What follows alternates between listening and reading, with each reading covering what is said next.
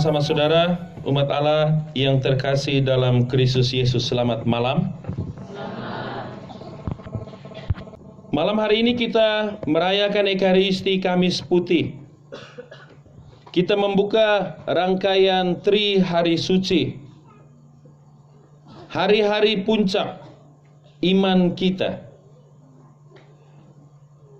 Yesus lahir, Yesus menderita dan mati, dimakamkan. Paulus bilang, jika Yesus tidak bangkit, maka sia-sialah iman kita. Malam hari ini kita merayakan perjamuan malam terakhir Yesus dan murid-muridnya. Ia mengambil roti, inilah tubuhku yang diserahkan bagimu. Perbuatlah ini untuk mengenangkan daku. Ia mengambil cawan berisi anggur, dan dia bilang, inilah perjanjian baru yang dimeteraikan dalam darahku. Setiap kali kamu meminumnya, perbuatlah ini untuk mengenangkan daku. Sebagai orang-orang Katolik, menyantap tubuh dan meminum darah Kristus adalah puncak kehidupan kita. Juga menjadi sumber kehidupan yang menguatkan persiaran kita di dunia ini menuju surga kekal.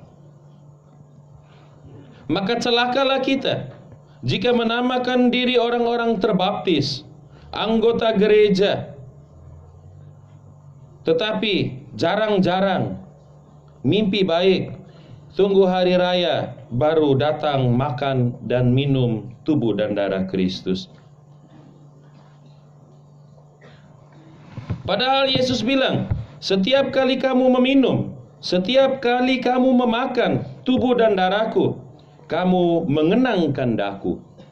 Mengenangkan Kristus berarti menghadirkan kembali Kristus yang seorang pribadi yang historis, yang lahir di kandang Betlehem, yang bertumbuh dan berkembang di Nazaret, yang mewartakan Injil Kerajaan Surga, berjalan sambil berbuat baik, yang menyembuhkan orang-orang sakit, mewartakan tahun pembebasan telah tiba.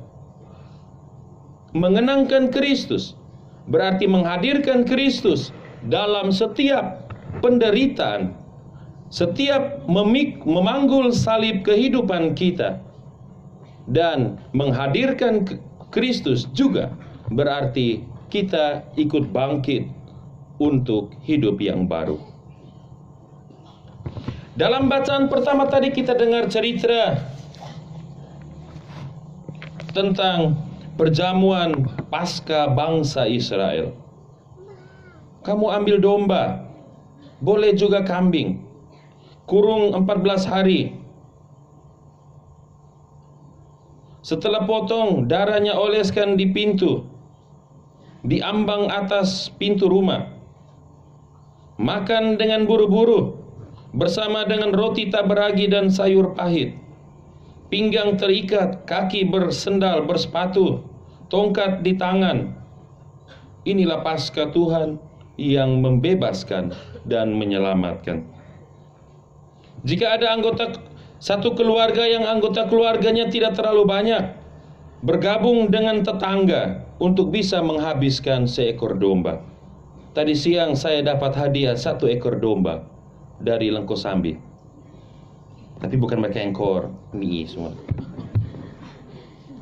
Dombanya tidak terlalu besar, umur 1 tahun. Tetapi saya hitung-hitung kalau makan hanya saya, Gius, Edi, lebih. Keluarga-keluarga kita juga, anggota keluarga tidak terlalu banyak. Maka kalau harus menghabiskan 1 domba, tidak mungkin. Maka Allah berpesan, kalau anggota keluarga kurang dan ditaksir bahwa domba itu tidak bisa habis, bergabunglah dengan keluarga tetangga untuk bisa menghabiskan.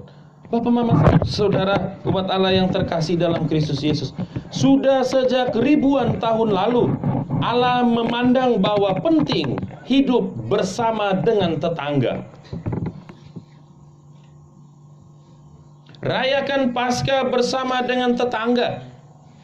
Ada susah, menangislah bersama. Ada bahagia, bergembiralah bersama.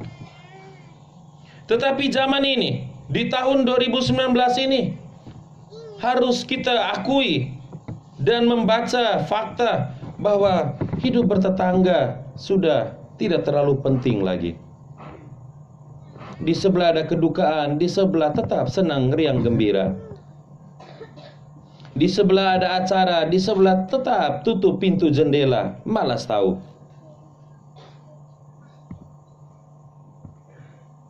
Hidup bertetangga.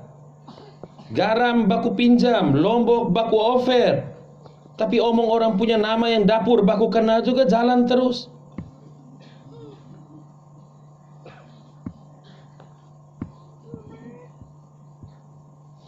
Nenek moyang kita bilang keluarga terdekat adalah tetangga. Tetapi baku ambil dengan tetangga hanya soal tanah 1-2 jengkal, ribut.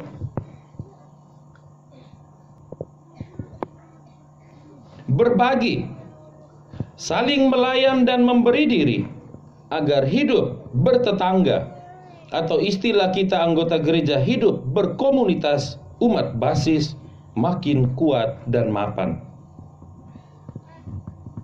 Tetapi harus diakui, banyak KUB yang tidak ada malam wajib.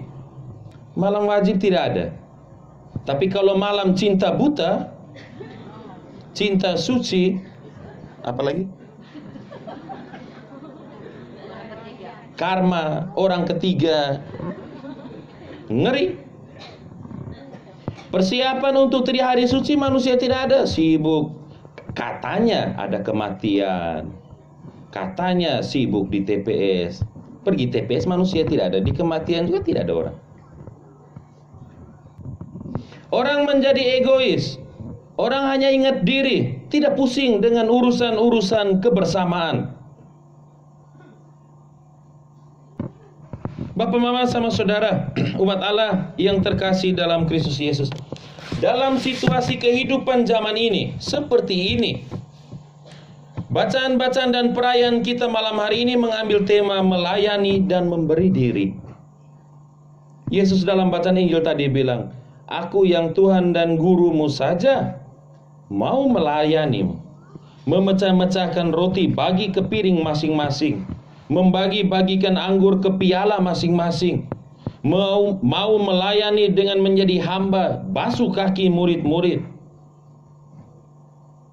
Lalu kita baru punya sedikit sombongnya minta ampun, tidak anggap orang lain.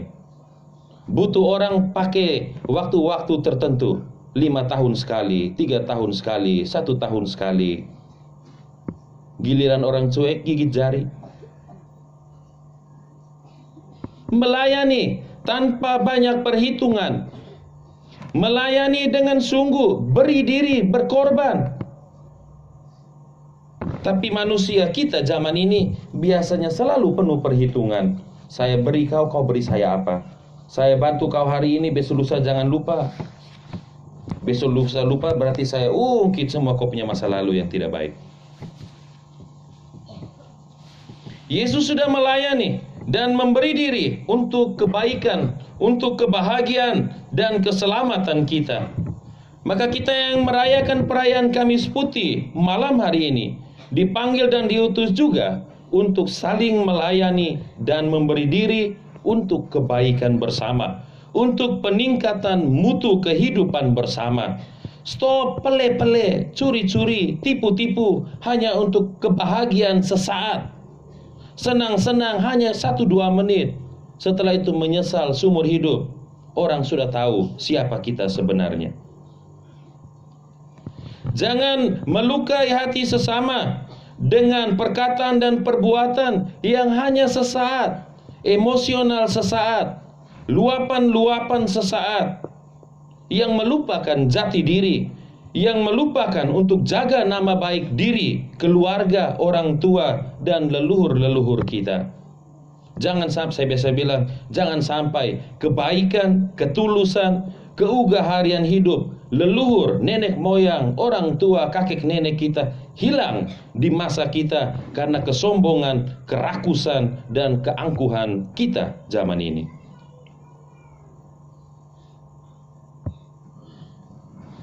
Bapak, mama, sama saudara, umat Allah yang terkasih dalam Kristus Yesus, sebentar ada adegan pembasuhan kaki. Saya lirik tadi, ada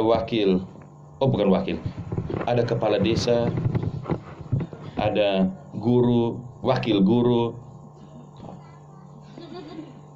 wakil tokoh masyarakat, wakil tukang sulu ikan sara,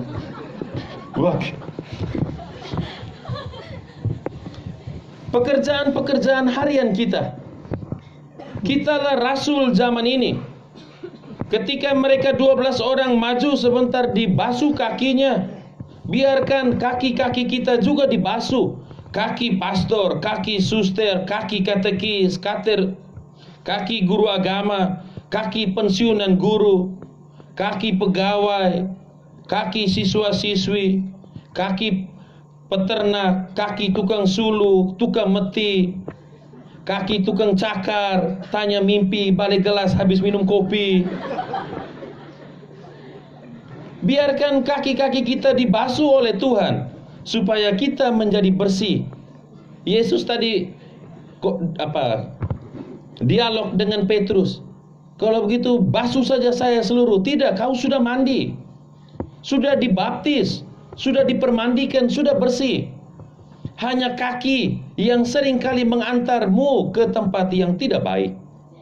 Antar ke bandar, antar ke kebunnya orang, seolah-olah kebun milik sendiri. Malas urus hewan, lepas saja di orang punya kebun, lepas saja di lapangan bola, lepas saja di kompleks gereja. Biarkan kita dibasuh oleh Tuhan sendiri, agar spirit, semangat pembaptisan kita tidak mati. Walaupun kita dibaptis waktu masih kecil, tidur nyenyak. Dibasuh ulang, dicuci ulang agar menjadi bersih, menjadi murni. Tinggal berada di antara sesama yang lain. Tunjukkan merahmu, tunjukkan kekatolikanmu dengan sungguh-sungguh melayani dan memberi diri. Semoga amin.